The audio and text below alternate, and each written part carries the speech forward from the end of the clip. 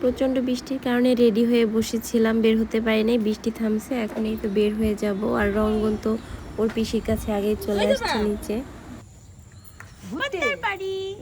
ঘুরতে বার্গার আনতে যাও। আপনি যাবেন? রঙ্গন তো এমনি ঘুরতে পছন্দ করে, তার উপরে তার পিসি আর দিদি আছে, এখন তো আর কথাই নাই, খুশিতে আটখানা। অনেক খুশি লাগতেছে। কেমন ফিলিংস? অনেক ভালো। ওয়াও, সানসেট হচ্ছে। পাপা, রঙ্গন, কেমন লাগছে বাবা? ভালো।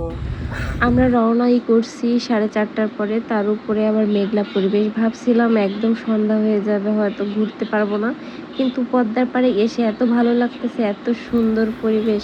আর ওদিকে দিদি হচ্ছে একটু দেখতেছিল বাদামের কেমন কি দাম, আর এখানে কিভাবে কি করে সেই প্রসেসটা।